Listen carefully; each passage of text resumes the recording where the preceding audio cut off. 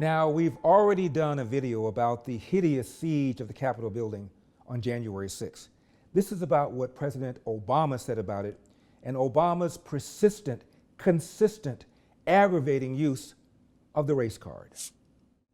For 2 months now, a political party and its accompanying media ecosystem has too often been unwilling to tell their followers the truth, that this was not a particularly close election and that President-elect Biden would be inaugurated on January 20.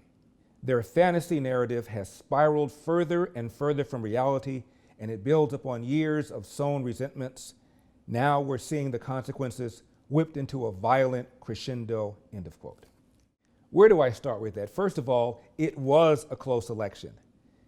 Steve Kornacki is a political analyst on MSNBC, a station that hates Donald Trump's guts. He said 40,000 votes. If about 40,000 votes in 3 states, fraction of a point in each, had flipped, Donald Trump could have won the presidency. In just 3 or 4 states, could have swung the election from Joe Biden to Trump. So send your cards and letters to Steve Kornacki of MSNBC.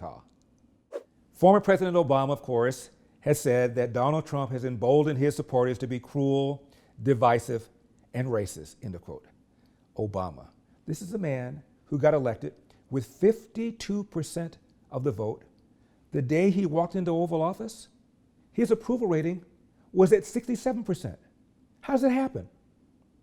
Because a whole bunch of people who did not vote for the man nevertheless pulled for him because of the statement that was being made by his election.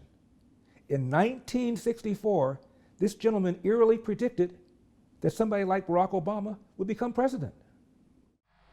Frankly, I have seen certain changes in the United States over the last 2 years that surprised me. I've seen levels of compliance with the Civil Rights Bill and changes that have been most surprising. So on the basis of this, I think we may be able to get a Negro president in less than 40 years. I would think that this could come in 25 years or less. Now, King did not say, in 40 years' time, maybe we can have a black president of an Ivy League college, which we have. He didn't say in 40 years' time there'll be several black CEOs of Fortune 500 companies, which has happened. He didn't say there'll be a black person to be a governor of one of the states of the Confederacy, Doug Wilder, Virginia. He didn't say there'll be a black male doctor to become the head of the American Medical Association, and later on a black female doctor will become the head of the American Medical Association, which happened. He didn't say a black man will become the head of the American Bar Association, which has happened. He didn't say there are going to be black senators from states like South Carolina, which of course has happened. He didn't say there's going to be a thriving black middle class, which has happened. He didn't say there are going to be black mayors of the largest cities in America, New York, LA, Chicago, Philadelphia.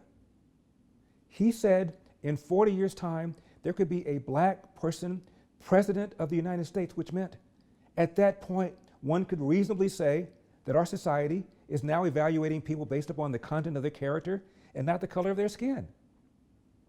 He meant that at that point, you stick the pole in the ground, raise the flag, salute, and convert the troops to civilian duty. And what does that mean? Saving the family and doing something about the lousy K through 12 education.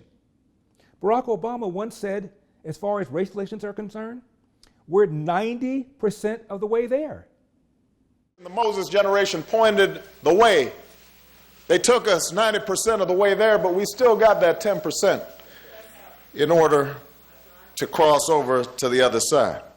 Now, Obama even wrote a book about his absent father called Dreams from My Father, about his angst.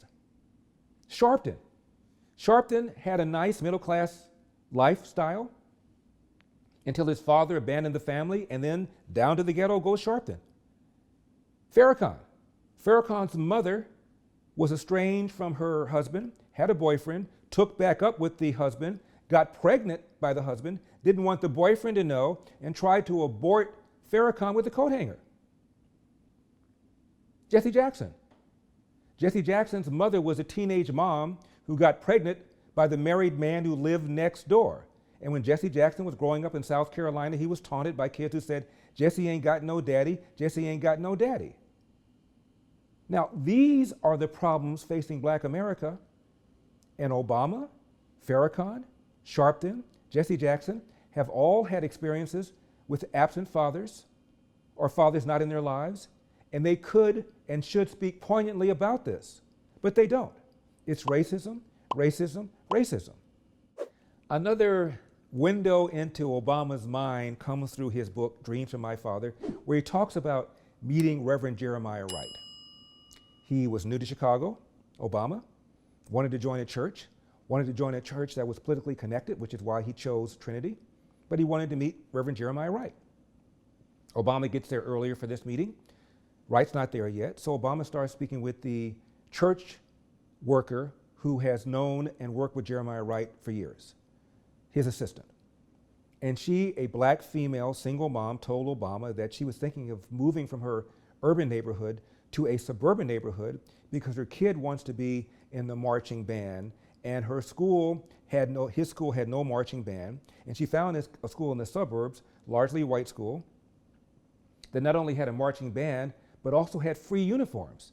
So she told Reverend Jeremiah Wright that she was thinking about moving to that suburb, and told Obama that Wright tried to discourage her from doing it, wasn't discouraging her from doing it, saying that boy won't know who he is, won't know his ethnicity if she moves to this predominantly white suburb. Now think about this. She's telling this to a biracial man, Obama, whose white mother sent him back from Indonesia to Hawaii to live with his white grandparents so he could get a better education. The same thing this church woman is trying to pursue for her kid. So when Jeremiah Wright comes, I would have thought that Obama would have said something to him about it, about how bad this is and how racist this is and how this was hurting this kid's future prospects. So Obama did bring it up. And Wright said, yeah, that's right, that boy won't know who he is if he moves to that neighborhood. Obama joined the church. Obama didn't say, excuse me, I'm not going to join your church. What you're doing is thwarting this boy's ability to have a good future. My mother made sacrifices for me. How dare you tell her not to make sacrifices for him? Instead, he joined the church. What does that tell you? Now, when Obama decided to run for president, remember, he barely got elected. He didn't know where the bathroom was. So he brought in all of his homies, his advisors, Axelrod, Plouffe, Valerie Jarrett, to find out whether or not they thought he had a chance of winning, what the pros and the cons were.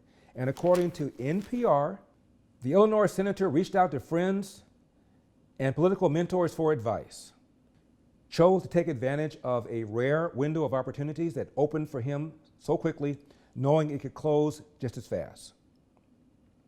One former congressman said, I think he realized that whatever the constellation of political factors that got into play, this was the right time for him. Obama first had to convince Michelle. Finding a balance between family life and political life is something Michelle Obama still discusses on the campaign trail. He had to convince Michelle, but what about his race? What about racism in America? Didn't that come up? Once Michelle was on board, the couple turned to David Axelrod for advice. Ask him for research, air their own questions. So they turned to David Axelrod for advice. You know, do I have the requisite experience?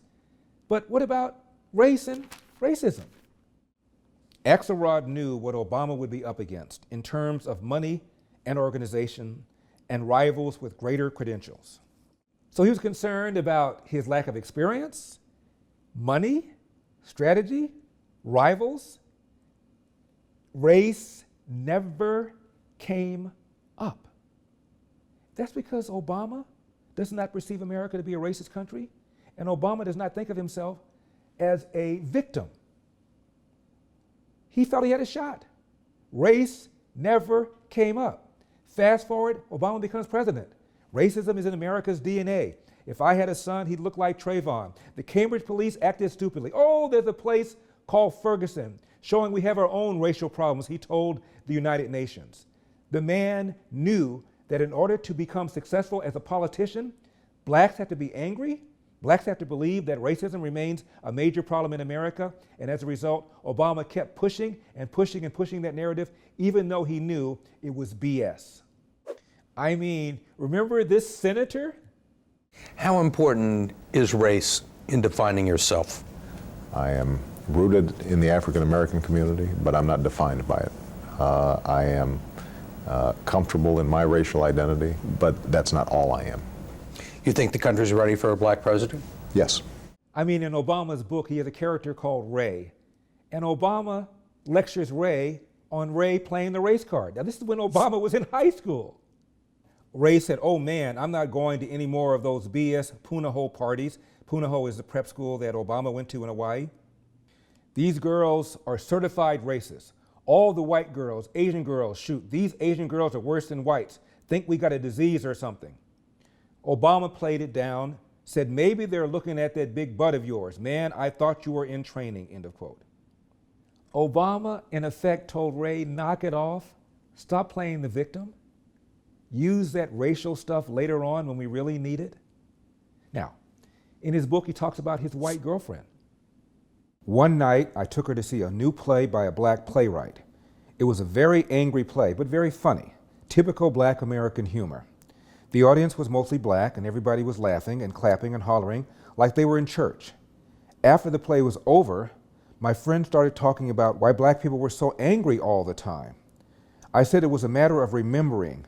Nobody asks why Jews remember the Holocaust, I think I said. And she said that's different. And I said it wasn't. And she said that anger was just a dead end. We had a big fight right in front of the theater. When we got back to the car, she started crying. She couldn't be black, she said. She would if she could, but she couldn't. She could only be herself, and wasn't that enough? End of quote. Now you can see the girlfriend said, drop the anger. Essentially the same thing Obama said to Ray. But Obama knew that for purposes of politics, this white girlfriend would be a liability, less so with whites, more so with blacks. So how much racism remains in America, Mr. Obama? Here's what you once said. The Moses generation pointed the way. They took us 90% of the way there, but we still got that 10% in order to cross over to the other side. From that to this. The legacy of slavery, Jim Crow, discrimination in almost every institution of our lives, that casts a long shadow. And that's still part of our DNA. That's passed on. We're not cured of it. Racism. We are not cured of it. Clearly. 90% of the way there, he said, before he got elected president. We had that additional 10% to go. Now, don't you think that 10% now is down a little bit because the man got elected president and reelected? Now, the Elvis factor. 2002, Fox Opinion poll found 8% of Americans believe Elvis is still alive or that there is a possibility that he is. So when you talk about the additional 10%, don't forget 8% involve the Elvis factor. So maybe there might be 2% left to go, if that. I'm Larry Elder, and we've got a country to save. I'll see you next time.